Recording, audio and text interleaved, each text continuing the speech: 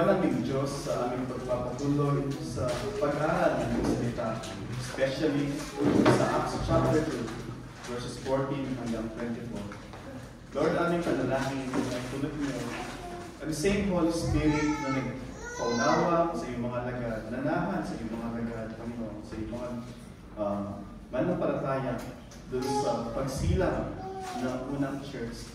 Lord, aming panalangin, the same Holy Spirit ang siyang kumilos sa aming kalagitnaan sa taong ito. Lord, ligtas niyo po yung mga tao na iyong hinirang na manampalataya sa inyo. At even, Panginoon, yung mga lingkod na ninyo, Panginoon, ay yung itulog na ma-instruct, Panginoon, ma-exhort, and even, Panginoon, ma-encourage sa pakinig ng iyong mensahe sa akong ito. At aming kagalangin na akdiyan, Panginoon, kayo ay matakila, magwalhati, Panginoon, sa iyong mga gagawin at sa mga bunga na itutulog niyo sa aming mga buhay. Ito po ang panalangin sa tulong ng Holy Espiritu sa tanging pangalan ng aming Panginoong Jesus. Amen. Yung ating context ay masumpungan sa Acts chapter 2, verses 14 hanggang 24. At babasahin ko po sa ESV. At ito po yung sabi. Acts chapter 2, verses 14 hanggang 24. But Peter, standing with the 11, lifted up his voice and addressed them, Men of Judea, and all who dwell in Jerusalem, let this be known to you, and give ear to my words. For these people are not drunk, as you suppose, since it is only third hour of the day. But this is what was uttered through the prophet Joel. And in the last days it shall be, God declares, that I will pour out my spirit on all flesh, and your sons and your daughters shall prophesy, and your young men shall see visions, and your old men shall dream dreams, even on my male servants and female servants. In those days I will pour out my spirit, and they shall prophesy.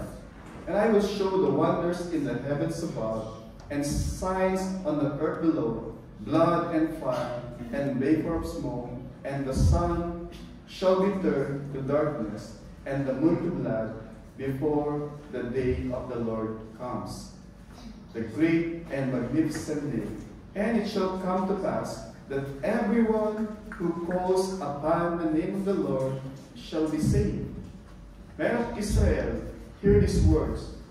Jesus of Nazareth, a man attested to you by God with mighty works, with wonders and signs that God did through him in your midst, as you yourselves know.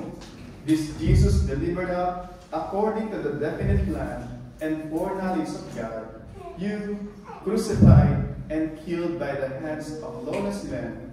God raised him up, losing the pangs of death, because it was not possible for him to be held by it. Ito po ang buhay na salita ng ating buhay na Diyos. Tayo po ay makakaupo.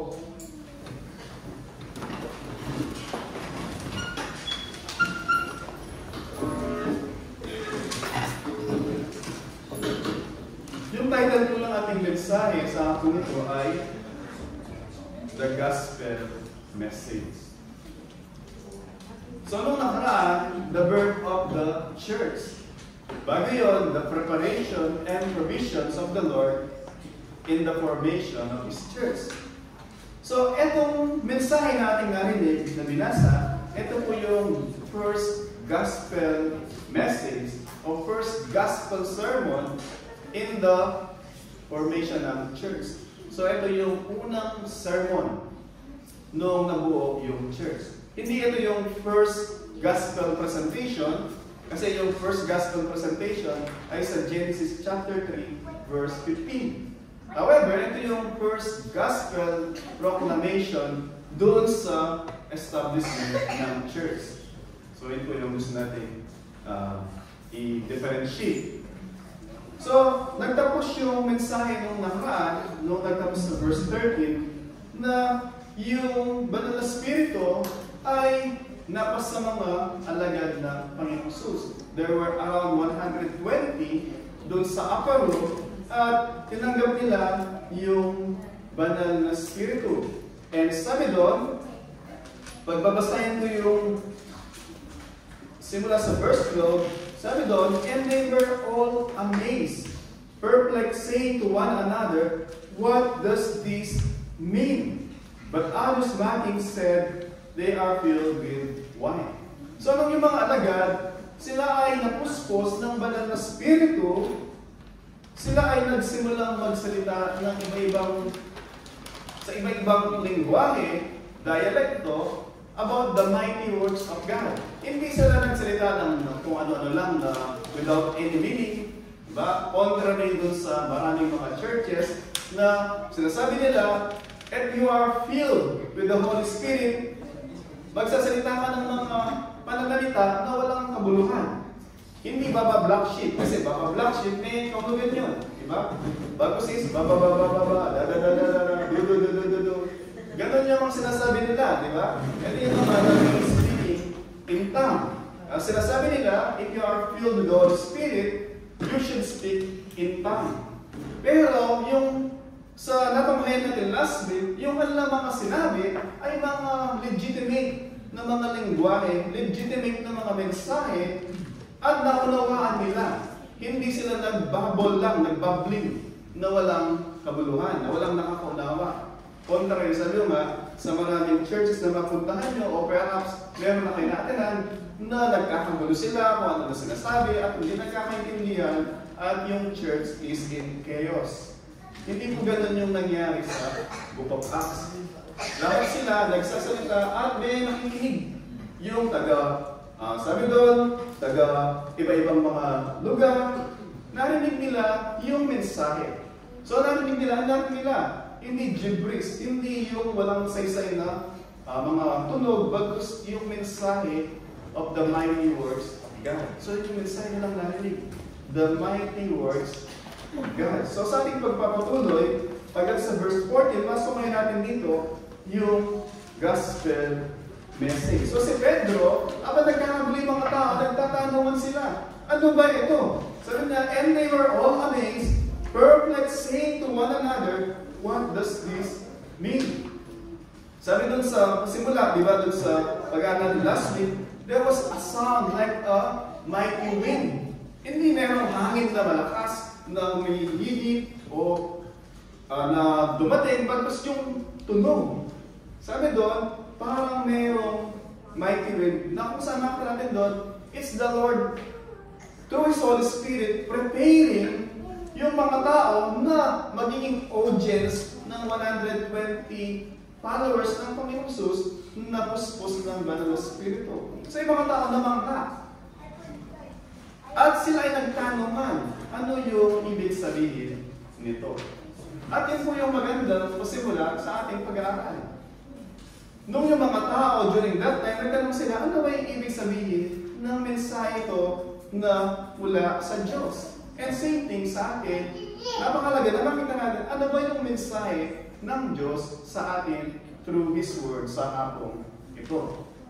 Kasi Pedro, siya ay tumayo, sabi doon, with the 11, of course, nandun din yung iba, kaya lang, sinasabi ito, represented by the 11, kasi wala na si Judas, and sabi doon, with the 11, ibig sabihin, 12 sila, si Pedro at yung 11, kasi si Judas ay pinilitan na ni Anas, di ba? Sino po pumalit kay Judas? Si Anas, di ba? Ananias. Si Matthias, di ba? So pinatala siya ni Matthias. So sabi doon, with the 11, lifted up his voice and addressed them, sabi niya, men of Judea and all who dwell in Jerusalem, ano sabi niya? Let it be known to you. Ano ba yung point dito? He explained. Ano ba yung nangyayari? Pinaliwanag niya. Napakalaga po na ipaliwanag natin yung mabuting balita dun sa mga tao. Otherwise, hindi nila maunawaan. Hindi lang natin tinatouch yung puso. We have to work sa puso through the minds. Ibig sabihin, yung logic, yung presentation ng logic through the mind, penetrating yung heart. Hindi lang tatas mo yung puso, paiyakin mo lang. Hindi po ganon. Si Pedro, pinaliwanag niya. Yung mga tao confused sila. Sabi nun, they were asking one another, ano ba nangyayari? And then, kinakailangan ipaliwanag.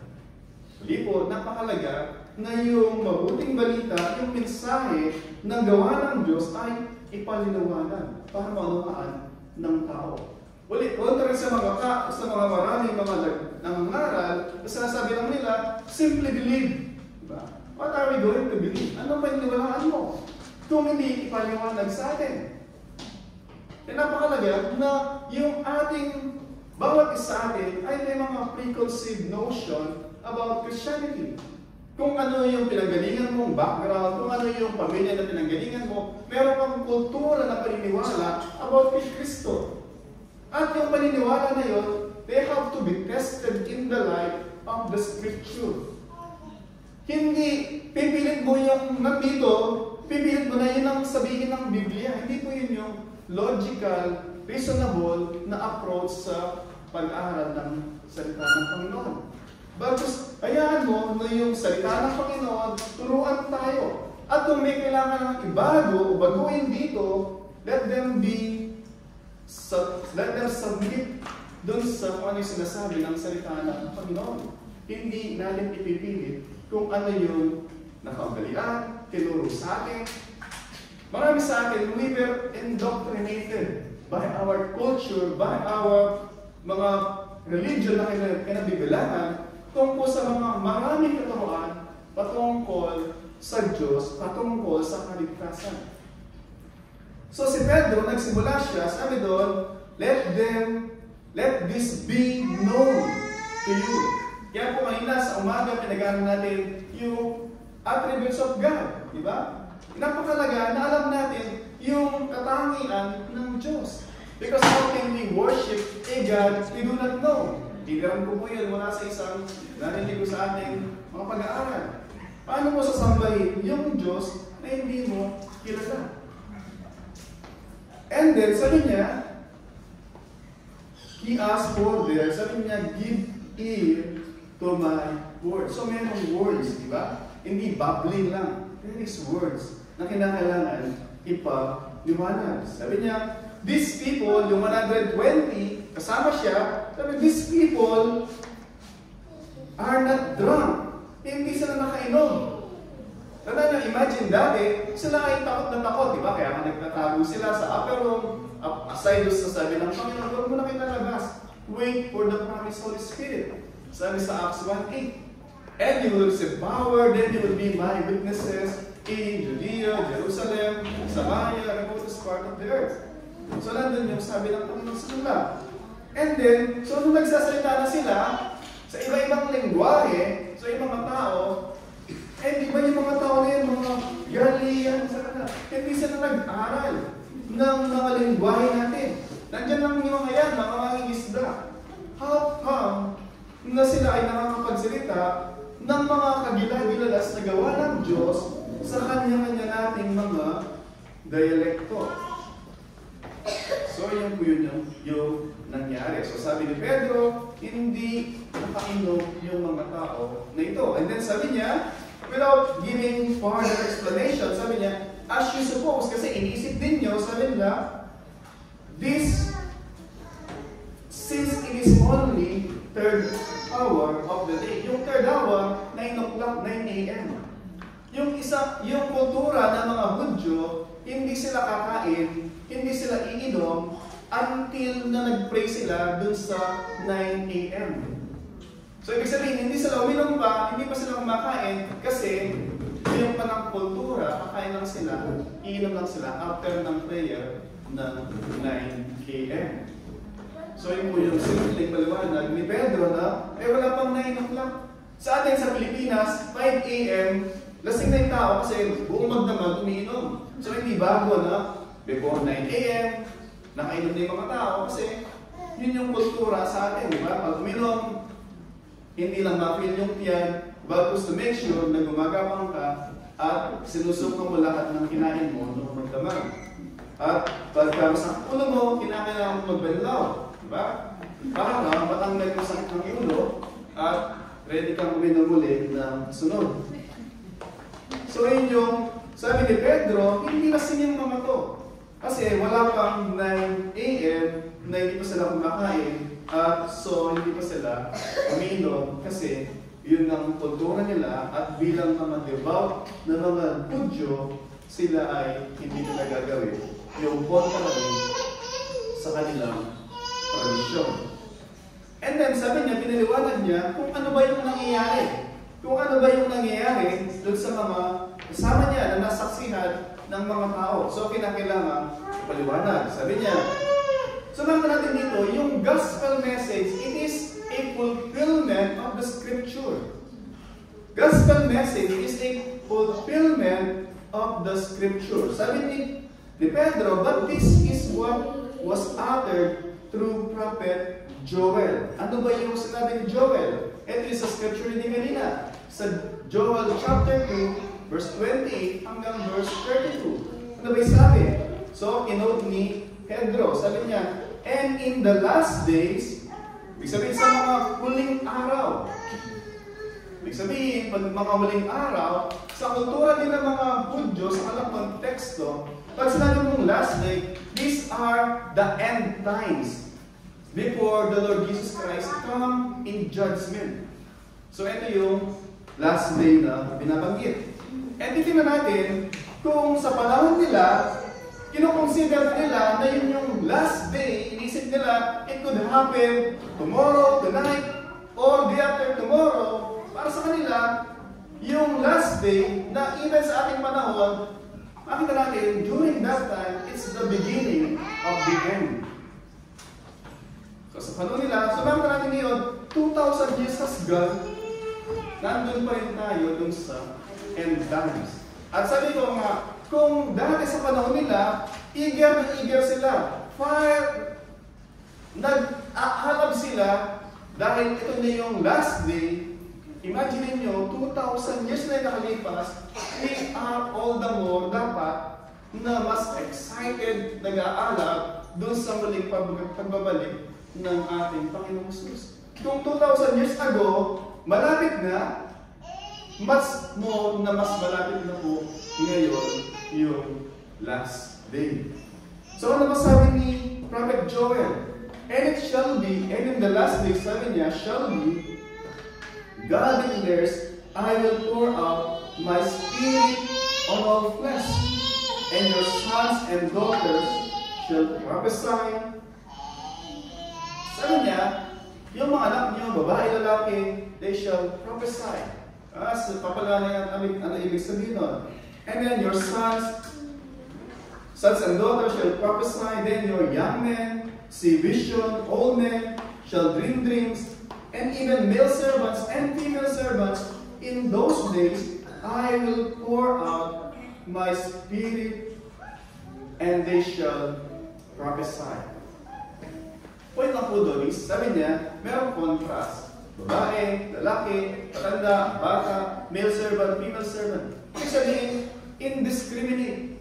Mayaman ka, mahirap ka, bata ka, matanda, anong lahi mo man, ikaw ay mayaman, ikaw ay pobre, the Lord will pour out His Spirit doon sa mga tao. And sino ba yung mga tao na binabanggit doon? Sa lahat ba ng tao?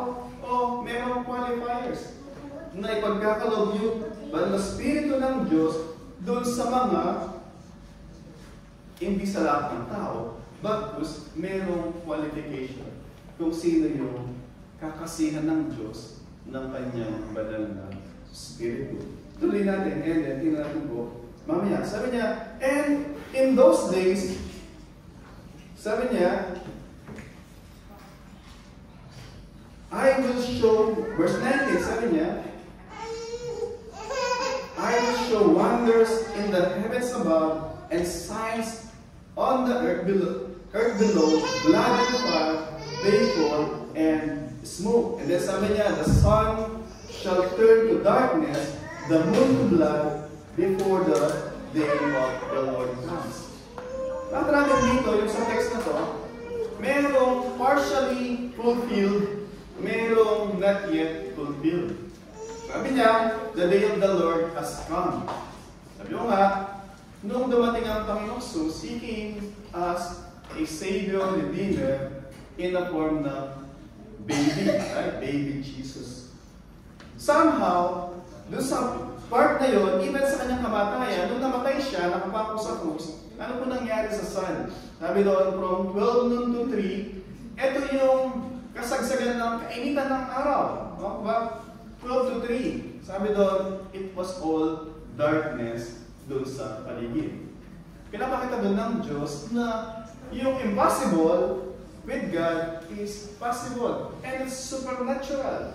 Ano nga? 12 to 3, na supposed to be tanghaling tapat, kainitan ng araw, nagdilim ang buong paligid. Diba? So, partly fulfilled, this nasabi dito, the sun shall be turned to darkness. Pero yung mga kasunod, yet fulfilled pa yun. Yet to be fulfilled dun sa second coming ng Panginoong Jesus. Ibabasahin natin na Revelation chapter 20, even mula sa pagdating ng mga judgments, sabi doon, there will come a time na yung sun will not give its light, and then 1/3 of the stars shall fall, and then yung fire will come down from heaven. Pagbabasahin ko yung Revelation chapter 15, even until sa chapter 20. So, point of view, yung sinasabi dito, partly fulfilled, and yet, some part, mostly, ay mapupulfilled sa muling pagbabalik ng Panginoong Jesus. And sabi niya, and it shall come to pass, everyone, so sabi ko kanina, sino ba yung pagkakalooban ng banal na spiritu? Sabi ko kanina, di ba? Sabi niya kasi doon sa, and in the last day, sabi niya, this is what was uttered to the prophet Joel. Sabi, in the last day shall be, declares the Lord, I will pour out my spirit on all flesh. At don't get the mistake na lahat ng tao ay merong Holy Spirit. Sabi niya, doon sa verse 21, and it shall come to pass that everyone who calls upon the name of the Lord shall be saved. Napakalawanag po doon. Una, not everyone are saved. Kasi kung sinabi na lahat ay saved, then it is sasabihin na it shall be that everyone who calls on the name of the Lord will be saved. Sino yung masasave? Those who will call upon the name of the Lord. So, ibig sabihin po, hindi lahat saved. Sino yung masasave? Sabi niya, and everyone who calls upon the name of the Lord shall be saved. So, sino po yung masasave? Those who will call upon the name of the Lord. Actually, sabi niya, those who will call upon the name of the Lord. Pagbabasahin niyo sa Joel, doon sa dulo, sa verse 22, sabi doon, sinabi niya yung who will call upon the name of the Lord, and yet, sinabi din niya, those whom the Lord calls. Makita niyo doon yung divine sovereignty that the Lord will call yung mga tao, and the people, as they were called by God, they will also call on the name of the Lord. Yun yung kanilang tugon. Ang Diyos, tatawagan niya kanyang mga lingkod, yung kanyang mga tao, tatawagan niya, and He will work through His Holy Spirit. And yung mga tao, sila ay tutugon by, sabi doon, they will call upon the name of the Lord. Pagkata po natin yung balance, yung presentation ng gospel. Yung gospel message na binabanggit dito, una, sabi ni Pedro, babalikan si Pedro, inisip na mga tao na yung mga tao, mga nakainom. Pero sabi ni Pedro, no. Because yung nangyayari na presentation ng gospel dito, sinasabi ni Pedro, yung nangyayari sa mga alagad o yung mga disciple ng Panginoon na sila ay puspos ng Banal Espiritu, it is supernatural. It's not a man-made. Ano yung man-made? Pag uminom ka, that is man-made. Pero yung work ng Holy Spirit sa kanila, it is divine, it is supernatural. Hindi po man-made effort. Samantala po natin dito, na even yung pagnanais natin na iligtas yung ating sarili, lumapit sa Diyos by our own effort, offering our own merits, yung mga mabubuting gawa natin, it will not suffice, it is sufficient, it will not be accepted before the Lord because that is carnal. That is man-made. It has to be by the supernatural work of God through His Holy Spirit. Samantala natin dito, yung Holy Spirit will work and is working sa mga puso ng mga tao, convicting us para makita natin who we really are before God, para tayo ay lumapit sa Diyos, calling upon the name of the Lord, para tayo maligtas. Una, natin ulit. Sabi pa rin na, the Holy Spirit will work in our hearts. In order for us na makita natin yung need natin, and so we will cry out to God para tayo iligtas. Ano yung makikita natin? That God is holy. And we are not.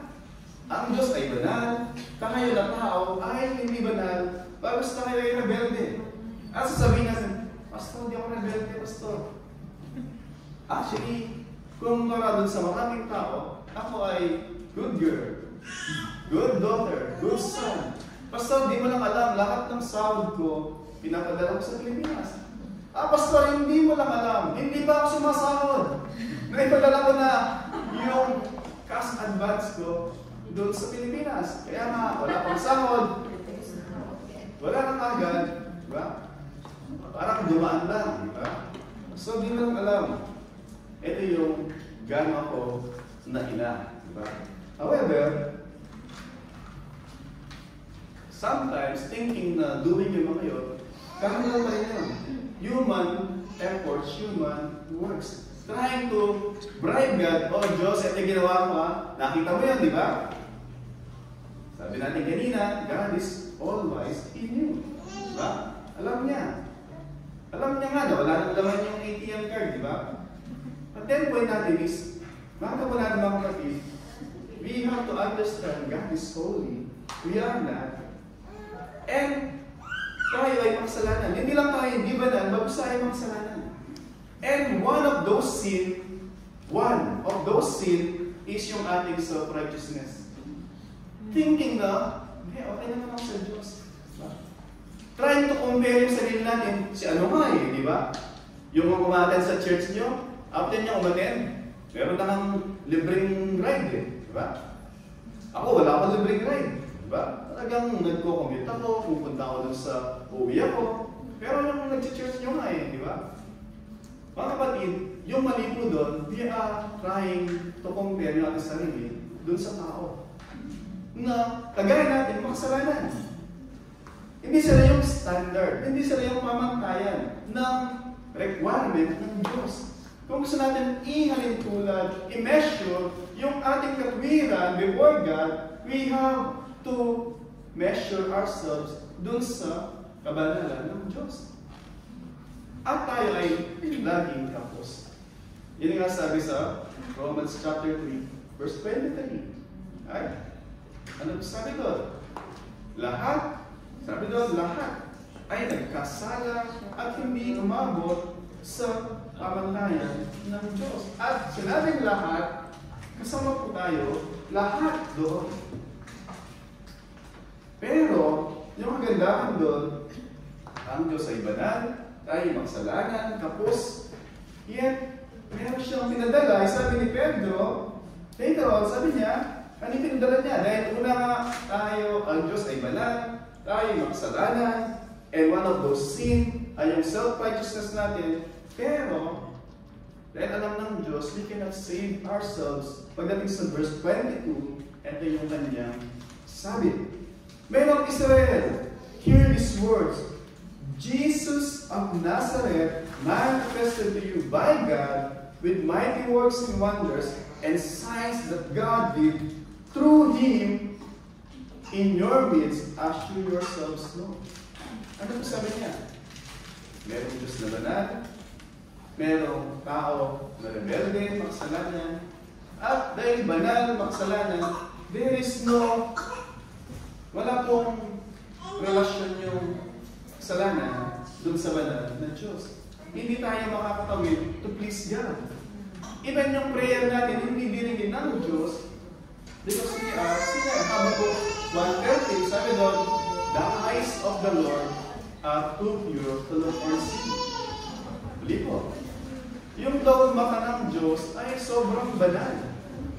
Hindi kayang lumingon, tumingin sa kasalanan. Kaya nga, di ba makakita nyo, nung ang Panginoon nakapako sa krus, ano yung kanyang cry?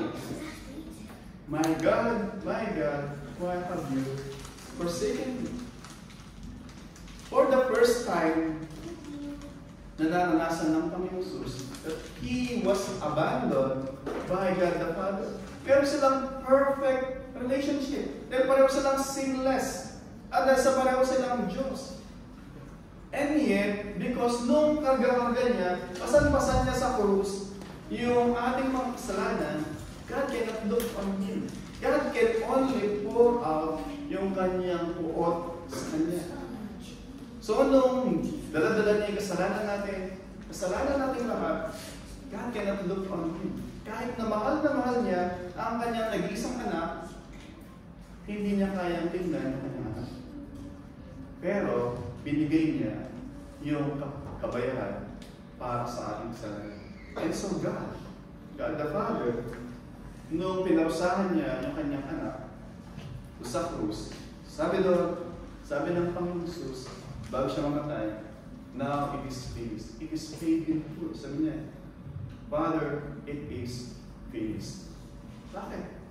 Kasi nasatisfied yung Diyos na tinanggap yung sacrifice ng Panginoon Jesus. Kaya tutuloy natin, sabi ni Pedro, si Kristo, sabi niya, pagdating sa verse 23, this Jesus delivered up according to the definite plan. Ibig sabihin, merong definite plan ang Diyos. Hindi siya, may plan A, plan B, plan C, option 1, option 2, ano kaya mangyayari? Alam ng Diyos exactly kung ano yung mangyayari. And so, the plan is definite.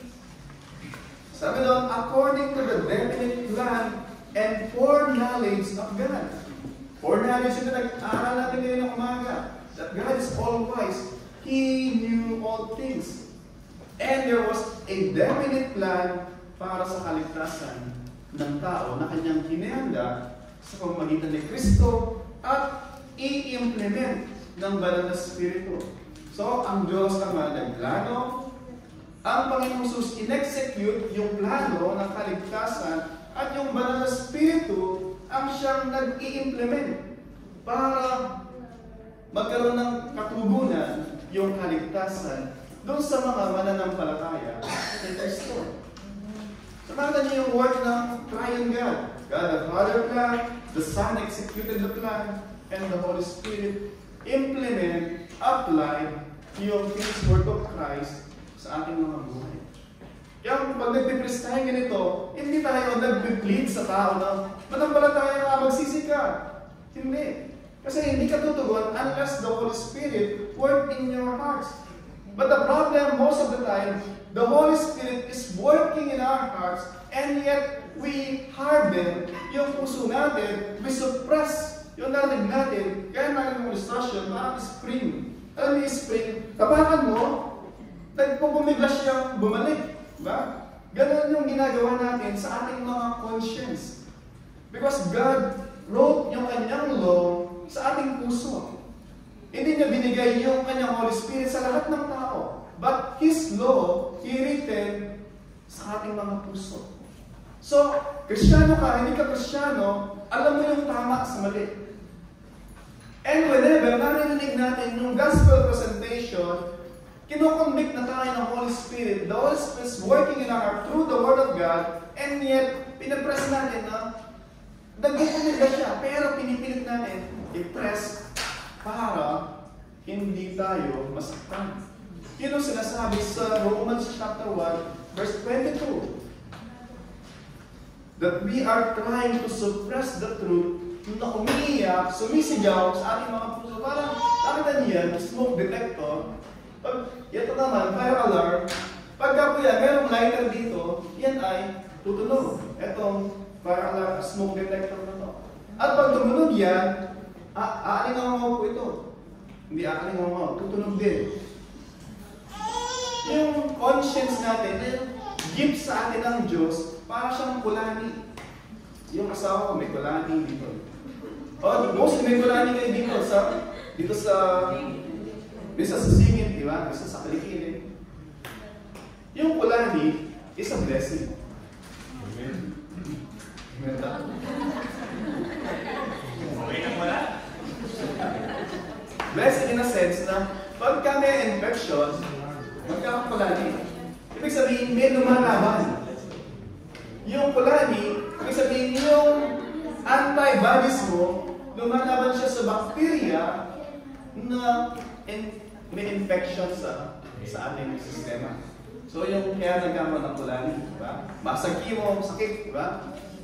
Yung ating conscience, binigay siya ng Diyos in order na pagka merong taliwas dun sa, diba sa America's Got Talent, gano'n, diba? Yung ating Holy Spirit, whenever na may ginagawa tayo na hindi dapat gawin, tumutunog siya. Defense mechanism. Defense mechanism. Pag meron naman tayong dapat ginagawa at hindi natin ginagawa, tumutunog din siya. Pero yung tao, nakita nyo, sa gawa, pinipilit niya. Pinipigilan niya na pag tumunog. Para minsan, ganito, na nag-alarm ka, para ka magising ng maaga, di ba? Kasi pasok mo, pwedeng 7 o'clock, 8 o'clock. So mag-alarm ka ng 5:30 para hindi ka mali. Tumunog siya, gaganan mo, para hindi mo malinig, di ba? Para makatulog ka ulit. Tapos, mag-i-snooze yun, di ba? Tutunog uli yun. Perhaps after 1 minute, 2 minutes, o 5 minutes. Pero tutunog pa rin siya. So tutunog uli. Gaganan na naman. Bakit? In-alarm mo siya in the first place para gisingin. Pero nag-alarm siya, ayaw mong maabala sa himbing ng tulog. Ganun mo yung conscience natin. Gusto natin mahimbing, hindi bothered. Kasi binabothered tayo, di ba? Pag may ginagawa tayo na hindi dapat, ginagambala ka. Ang gulo mo, ang ingay mo, di ba? Tapos, pag may hindi ka ginagawa na dapat mong ginagawa, ginagambala ka rin yan. Ano ka ba naman? Tapos, sinusuppress natin yung sigaw ng ating buddhi.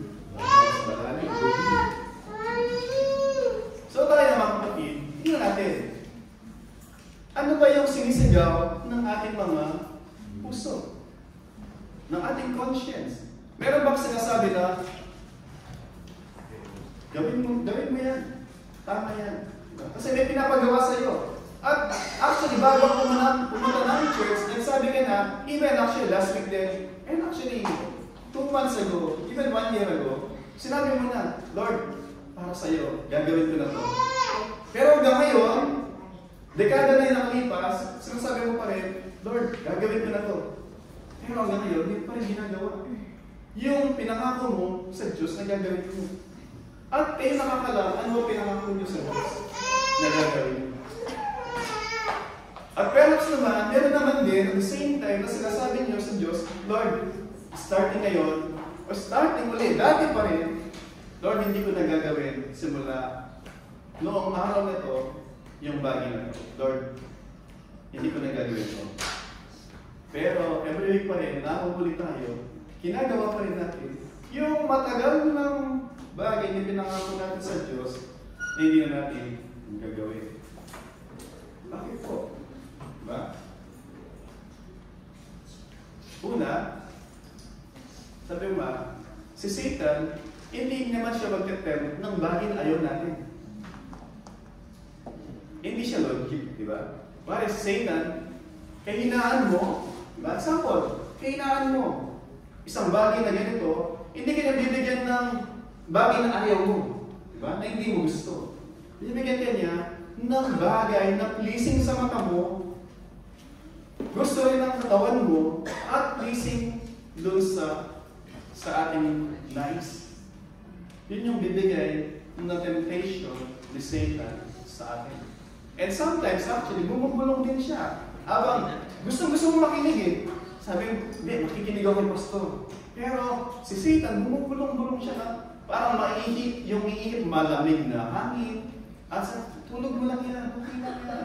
At ikaw naman, yung mata mo talagang, kita mo talagang nakikipaglaban. Diba? At sabi niya, okay lang yan. May recording naman. Mamayang gabi, isasend ni Sister Annie yung recording. Pwede mo naman balikan. Diba? Pero ikaw, lumalaban ka pa rin. Mga kapatid, sabi ko kanina, it's a blessing na binigyan tayo ng Diyos ng warning para mapaalalahan tayo. Yung warning is to warn us. Para yung nagbabadya na panganib ay makapag-prepare tayo. Kung kinakailangan lumikas, makalikas tayo. Kung kinakailangan umakyat, makaakyat tayo. Magawa natin yung dapat na gawin. Hindi po tumutunog. Minsan sa bahay namin dati, doon sa The Belvedere, halos araw-araw tumutunog yung fire alarm. To the point na, hindi naman totoo yan. Hindi totoo yan. One night, mag-isama ka ni Banda kami pauwi, talaga nasunog pala yung sa may garbage chute. At mula noon, takot na sila lagi pag may tunog. Okay, please, dahil nasanay tayo na may tumutunog, hindi natin pinapakinggan. Diba? Wala naman yan. Fire, ano lang yan, false alarm. False alarm. Hanggang nasanay tayo, no? Yung ating konsensya, may sinisigaw siya, pinukonvict tayo, pero nasanay na tayo na hindi nakikinig, tinakpan natin yung ating mga tenga, false alarm na yan, false alarm, until one day, meron na pala talagang problema. And yet, hindi tayo aware. Ano mo yung mga ketong? Nung unang panahon, may mga ketong, walang cure. Pero ngayon, alam ko, meron ng cure. Dati, nalalaglag na lang yung kamay nila, nalalaglag yung tenga, yung ilong, hindi nila alam. Kasi walang pain. Hindi nararamdaman yung pain. Yun po yung delikado. Pag hindi natin nararamdaman yung pain. May ginagawa kang hindi dapat gawin, and yet, wala kang nararamdaman. Delikado po yun. Imagine mo yung blood pressure mo, 200 over 150. Hindi masakit ulo mo. Diba? Taas yung sugar mo. Diba? Gano'ng mataas yung mataas. Pero, inom ka kayo ng Pepsi, ng Coke. Diba? Makapagkape ka 3 beses. Kila Pastor Dong. Pastor Dong pa lang mo. And yet, di mo alam na ikaw pala ay diabetic na, di ba? And then, dahil mag-renew ka ng visa mo, tinesh yung sugar mo, sabi ng doktor, kailangan akong putulan. Kasi amputate ko. Otherwise, di po kayo makakaligtas. Kasi sabi nyo, yung paa ko po ba kailangan amputate? Hindi po. Yung leeg. Para kayo makaligtas. Yung leg ng mga, kasi sometimes yung ulo eh, yung ulo ng mga mali niyo pong diet. So ganoon din po sa ating mga buhay. Kinakailangan putulan yung ulo ng root problem po. And many of our problem, yun nga, hindi natin alam na yung mga ginagawa natin na rebellion sa Diyos, hindi pakikinig sa Diyos, trying to suppress yung tunog, diba? Yung tunog na suppress natin, yun po yung minsan problema po natin. But praise God, napakabuti ng Diyos. To His Holy Spirit working sa ating mga puso. Pinapaalalahanan po tayo. At pinapaalalahanan tayo dahil mahal tayo ng Diyos. Imagine nyo, yung maraming mga kontraktor, ngayon na lang po sa UAE na maraming mga fire alarm na ganyan. Dati wala naman ganyan. Ngayon, mandatory requirements na ng civil defense bago magbigay ng permit. Dati hindi kailangan. At even ngayon na mandatory na sila, meron pa rin madaya na mga kontraktor, merong nakalagay pero hindi umaandar. Yeah. Bakit? Tawag doon, mga manloloko, di ba? Mga mandarambong, di ba? Cheater. Imagine ninyo, ang Diyos, contractor siya na, tapos naglagay siya ng mga false na mga hindi tumutunog, tapos may apoy pala, nagpa-party-party lahat, di ba? O kumakain na lang ng masarap yung kainan, pero may sunod na pala, hindi tayo nawa, hindi tayo mabalaan, di ba? Yun po yung cheaper na tinatawag. Si Satan want to make us feel everything's okay. Okay lang yan, di ba? Everything's okay, very smooth, walang problema. Diba? Nung panahon ni Noah, sabi nga, panahon ni Noah, yung mga tao, winaward sila ni Noah, may baka 112 years, he was preaching. And then yung mga tao, sabi doon, they were continuous sa kanilang mga buhay, eating and drinking, giving marriage, walang asking, walang problema, walang sakuna, walang warning. Hindi sila nakinig doon sa warning ng Diyos through Noah. Until dumating yung baha. And sabi doon, they were swept all away. And then sabi ni Pedro, same thing sa ating panahon. Same thing sa ating panahon, yung mga tao, nagwawang dati pa na merong paghahatol na darating, because ang Diyos ay banal, tao ay makasalanan, and yet may Kristo na binigay para maging tagamamagitan natin between a holy God and a sinner like us, pero yung tao, ayaw nila kay Kristo. Diba? Hindi naman ayaw kay Kristo. Kaya lang, hindi pa si Kristo yung kailangan ko ngayon. Diba? Kailangan ko si Kristo, yes, pero hindi ko ngayon. Hindi pa siya yung priority ko ngayon. Meron akong priority ngayon. Ano yung priority ko ngayon? Kung ano yung mga number 1 sa ating mga listahan sa buhay. Yun yung priority natin. Hindi si Christ. Pero sabi nga, Satan, he wants makaramdam tayo na everything's okay. Until one day, magulat na lang tayo, meron na pala na napakalaking warning na matagal na hinayaan natin.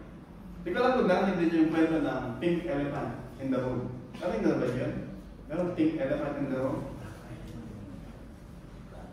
Pink elephant in the room. Meron isang opisina, sa 3rd floor siya, ng isang 5-story na office building. Sabi ng mga umaga, dumating yung mga nag-opisina, may maliit na elephant doon, pink elephant. Sabi ng mga, pink elephant? Sabi, pink bang elephant? So, kaya naman maniwala na may pink elephant. Tapos, so nandun lang sa sulok yung elephant. Tapos kinabukasan na naman, may nakita naman na iba. Hindi nga, may pink elephant doon. Ano ba pink elephant? At ang dumating na yun, dumating na ibang araw, lumalaki yung elephant, di ba? Hanggang sa kinakailangan nung nakakapag-disturbo na sa ibang mga opisina, and then lumaki na, kinakailangan babaklas na yung next floor. Hindi, may elephant ka. Walang pink elephant. Sabi ng mga tao, trying, hindi, ayaw lang makita yung bagay na nag-exist. Trying na, hindi, wala naman. Kasi walang pink elephant. Trying to deny na mayroong pink elephant. Until na, yun nga, kinakailangan ng baklasin yung mataas na palapag, kinakailangan mag-rent ng crane para matanggal yung elephant. Point ko lang po doon, mga kapatid. When the elephant was small, kasi laki lang siya ng tuta, hindi nila pinansin para tanggalin doon sa floor na yun. Kasi hindi para doon yung elephant. Yung elephant dapat sa zoo o kaya sa wild, di ba? Hindi sa opisina. Until na marami nang nag-struck, marami nang naapektuhan, at saka lang nila, ay, may pink elephant nga pala doon. Kinakailangan nang gawin yung mga extreme na dapat gawin para lang matanggal yung pink elephant. Pwede po mga kapatid, sa ating mga buhay, minsan may mga warning, na small warning, may pink elephant sa ganito mga priority ng buhay natin. At sinasabi na, tanggalin mo na yung pink elephant doon bago lumaki. Pero sa atin, hindi, walang pink elephant. Until makita natin, malaki na yung problema. And minsan, dahil sobrang laki na ng problema, nasanay na tayo, maayos din yan. Hindi na ayos. And then, someday, ihahanap po tayo, mumultuhin tayo ng pink elephant. Minsan, hindi pink elephant, yung mga nagmumulto sa akin. Diba? Minsan, mabalahibo. Diba? Hindi mabalahibo sa liga agad sa dibdib. Mabalahibo na elephant. Minsan, mabalahibo yung legs ng elephant. Diba? Point po natin is, yung mga pink elephant, ano man yun sa ating mga buhay, we have to get rid habang muli. Kasi, huwag nyo mayaan lang. May mga kakilala tayo na nakakalungkot. Of course, tayo nagre-rejoice sa ganito. And even, hindi rin good na even sabihin sa mga yung mga ilustrasyon na ganito. Pero marami mga tao, ayaw nila sa simula yung mga ginagawa nila. And yet, nagtagal. And then, sabihin nila na, hindi na ako makaalis. Minsan may benefits, diba? Minsan benefits is pain. Minsan benefits sa pangulo. Diba? Minsan may ibang benefits talaga. Pero, sabi ko nga, yun yung i-alok ng world para i-blind tayo. Nakikita lang natin yung immediate. Pero yung long term, ano sabihin ng anak mo? Ano sabihin ng asawa mo? Mas more, ano sabihin ng Diyos na pino-worship natin? Kapag sabi ni Pedro, babalikan natin siya. Ang Diyos ay iba na, sabi niya, tayo ay makasalanan, pero gumawa siya ng paraan, binigay niya ang kanyang butong na anak. Si Jesus Christ, sabi doon, by the definite plan and foreknowledge of God, you, sabi niya, you crucified Him and killed by the hands of lawless man. Nakita niyo dito, yung divine sovereignty at saka yung human responsibility. Sabi niya, according to the definite plan and foreknowledge of God. Ibig sabihin, there was a plan. Before pa, nagkaroon ng mundo. And yet, you crucified Him. Sabi niya, by the hands of lawless man. Ito yung you, sa mga Hudyo, by the hands of lawless man, ito yung mga pagan Roman occupiers. Sabi niya, responsible kayo, pinapako niya sa krus. However, sa pasimula pa, alam na ng Diyos kung anong gagawin niya para kayo maligtas. However, responsible po sila. Same thing po sa ating mga buhay. Ang Diyos is sovereign, is in control over all things. However, we are responsible sa mga gagawin po natin sa ating buhay. Even now, sabi mo nga, ang Diyos ay nananawagan sa atin by His Holy Spirit. We are responsible either to respond po, tumulong tayo na naayon, or the same thing na ginawa natin last week, as if wala lang po na tayo narinig. Yung kung respond natin, may kaakibat, may consequence po pagdating na panahon. Sabi niya, you crucified Him by the hands of lawless man. Then, pagdating sa verse 24, God raised Him up, losing the pangs of death, because it was not possible for Him to be held back. Napakita ko dito, si Kristo, siya ay walang kasalanan, at Satan cannot hold Him dun sa grave. Muli siyang binuhay. Even sabi niya, I am the good shepherd, I lay down my life on my own accord. And if I give it on my own accord, I have the right to take it back. Pwede mo ang Panginoong Susis, I will give up my life. And yet, however, meron akong karapatan, kapangyarihan na buhay tuloy yung aking katawan from the grave. And the Holy Spirit raised Him up. At atin dito, God the Father, God Himself, Jesus Christ, God the Holy Spirit, lahat sila involved doon sa work ng redemption.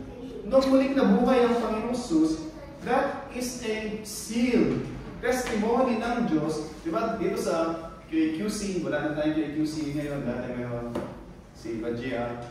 Yung isang product, pag nilagyan mo ng QC approve, ibig sabihin, pasado. Diba? Nung binuhay muli ng Diyos ang Panginoong Jesus doon sa mga patay, from the grave, that is a testimony ng Diyos Ama that the works of Christ doon sa ating kaligtasan has been approved by God. And yung wrath niya, yung quote niya, has been satisfied. Yung justice na nire-require, sabi ko ano yun, diba? Romans 3:23, all have sinned, all, and fall short of the glory of God. And 6:19 in Romans, the wages of sin is death. We work so hard, working yung mga kasalanan. At kung tayo, nag-overtime tayo, nagpapagal tayo, linggo, may tumatawag sa akin, diba? Kung di tayo sinahuran ng ating kumpanya, hindi mag-quit yung ating mga employer. Diba? Isa nga, yung iba, delay pa lang ng 1 day, nagreklamo na, di ba? Yung boss ko wala sa hulog, delay yung sahod ko. Ilang araw ko delay? 1 day. Yung iba, 1 month, 2 months, 3 months, di ba? Kaya nga sabi ng iba, 8 AM daw sahod nila after 3 months, di ba? And yet, may sahod sila. Pero, sinasabi natin, na-delay ng konti sahod, unjust yung ating mga employer. Imagine nyo ang Diyos, pag hindi niya tayo sinahuran sa ating mga pagpapagal, di ba? Na mga pagkakasala, na pinaghirapan talaga natin. We were sweating, di ba? Yung ginagawa natin, mga pagkakasala. Kung hindi bibigay ng Diyos, yung kabayaran dun sa ating pagpapagal, hindi siya mag-quit. Di ba? Kaya sabi niya, the wages of sin is death. So, ibig sabihin, babayaran ka natin sa akin. Pero, basically, hindi nagtapos doon yung verse. Meron siyang but. But, the free gift of God is eternal life in Christ. Amen. So, natin nyo, may banal na Diyos, may masala na tao, may Kristo na pinadala to bridge that gap, to make us righteous before God, to make us acceptable before God through Christ. And yung Holy Spirit, yung encouragement niya sa atin as He applied, yung work ng Holy Spirit ng Christ sa atin is to respond in faith and repentance. Sabi po sa 1 Corinthians chapter 3 verse 16, sabi niya, mates natin kung talagang tayo ay mga Christian. 1 Corinthians 3:16, ito po yung sabi.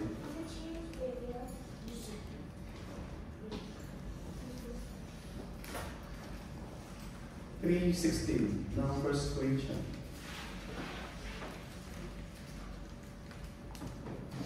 Hindi niyo ba alam, sabi niya, that you are God's temple and that God's Spirit dwells in you? Sabi niya, hindi niyo ba alam? Ibig sabihin, yung sinasabi niya doon is, dapat alam niyo. Hindi niyo ba alam na kayo ay templo ng Diyos? At yung Banal Espiritu ay nananahan sa inyo. Sabi kanina, sigurado ba kayo na lahat ay templo ng Diyos at lahat ay may Holy Spirit? Tingnan ba natin pagdating sa 6:19 ng same book, 1 Corinthians. 1 Corinthians 6:19. Sabi niya, do you not know? Sabi niya, parang yung rhetorical ito, cynical, na dapat alam niyo. Hindi niyo ba alam, sabi niya, or do you not know that your body is a temple of the Holy Spirit within you, whom you have from God? You are not your own. You were bought with a price. So glorify God in your body. Ang sabi niya, you think, huwag mong pakalaman katawan ko to. Diba? Sabi ng Bible, hindi mo katawan yan. Make no mistake, it is not your body, sabi niya. It is the body of the Holy Spirit, temple of the Holy Spirit. It's not your own. God purchased it para panahanan ng Banal Espiritu. Dapat makita natin, ano ginagawa natin sa ating mga katawan. Kung sinasabi natin, we have the Holy Spirit. And to make sure, para makita natin, meron ba tayong Holy Spirit? Tignan natin yung Ephesians chapter 1, verse 13. Ephesians 1:13, ito po yung simpleng litmus test kung talagang tayo nga ay Kristiyano or hindi. Sabi niya, verse 13, in Him, yung Him doon ay Christ, in Him, you also, kayo din naman, when you heard, nung narinig niyo, sabi niya, the word of truth, yung salita ng katotohanan, hindi salita ng kasinungalingan, di ba? Merong mga tao na poposify nila yung Bible para ipahulugan yung kanilang mga paniniwala. Sabi niya, so make no mistake, when you heard the word of truth, and yung word of truth, the gospel of your salvation, so may mensahe ng kaligtasan, the gospel message, sabi niya, and you believe in Him. Yung Him doon again is Christ. You believe in Him, ano po nangyari? You were sealed with the promised Holy Spirit, which is the guarantee of our inheritance until we acquire possession of it. Ano po yung point doon? Narinig natin, sabi niya, pinangangaral, at yung pinangangaral, hindi kwento, hindi entertainment, at hindi motivational speech, but word of truth, the gospel of salvation. Yung Bible, yung mabuting balita, ang pinapangaral. At narinig niyo, sabi niya, at kayo ay nanampalataya. Ano ba yung pinipreach? Ganun yung pinipreach ni Pedro. Pinipreach ni Pedro na tayo ay makasalanan. Men of Galilee, men of Judea. You crucified Him. You are accountable. Sabi niya, you are guilty. You crucified Him. However, sabi niya doon, si Kristo ay binigay ng Diyos para ma-bridge yung gap between a holy God at tayo na makasalanan para tayo ay hindi manatili sa ating helpless, hopeless na condition. And God explained po, balik tayo sa Acts chapter 2. Yung tanong ng mga tao, after nun, mag-jump ako sa preaching ni Pastor Dor next week. Acts chapter 2, sabi niya, after niyang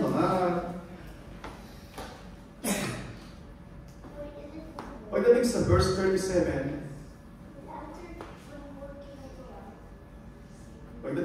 37, simula sa verse 36 ng Acts chapter 2, at magtapos po tayo dito sa verse na to. Sabi niya, verse 36, let all the house of Israel therefore know for certain that God has made Him, yung Him doon, Christ, both Lord, kung sabi mo Lord, is the Master. Siya yung Master mo. But hindi lang Master, sabi niya, both Lord and Christ. Yung Christ, ibig sabihin, Savior. He's your Lord and Savior. This Jesus whom you crucified. And then verse 37, now, when they heard this, kanina sa Ephesians chapter 1 verse 13, minarinig sila, di ba? Yung gospel. Sabi niya, ngayon, when they heard this, they were cut to the heart. And they said to Peter and the rest of the apostles, brothers, what shall we do? Ano yung gagawin namin? Yun pa yung magandang tanong, di ba? Action. Calling us to action. What shall we do? Kaya po, after nga marinig natin, one question is, what shall we do?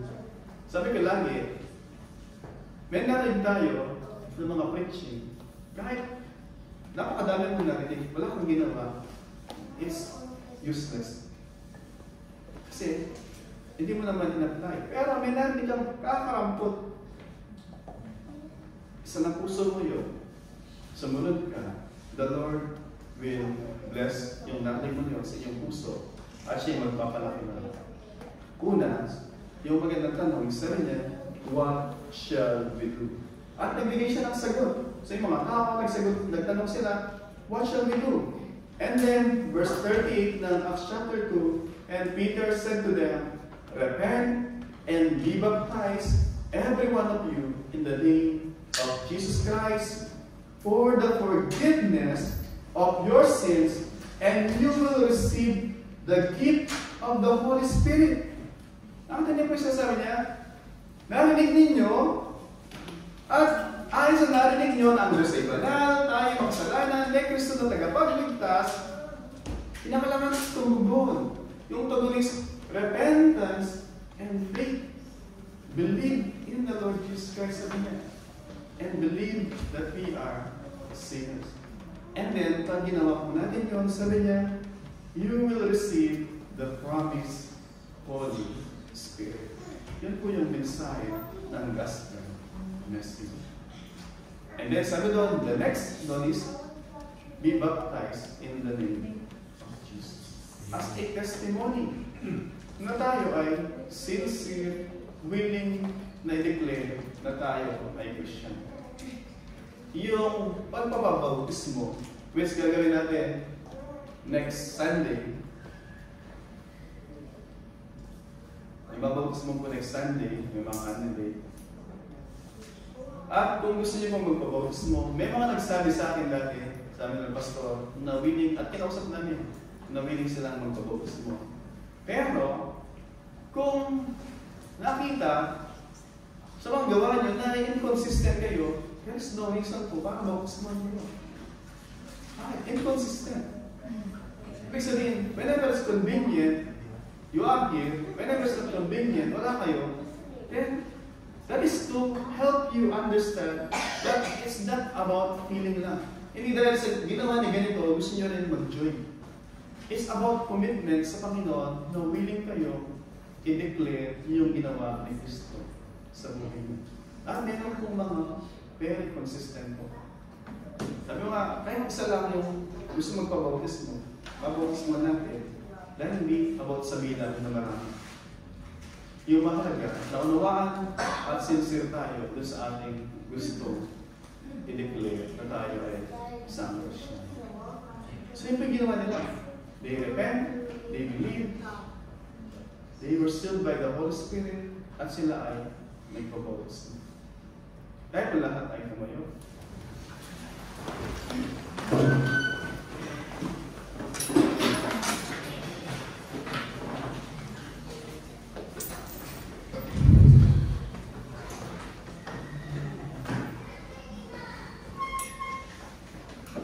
As we bow our head po, let us close our eyes and mausap po tayo sa Diyos.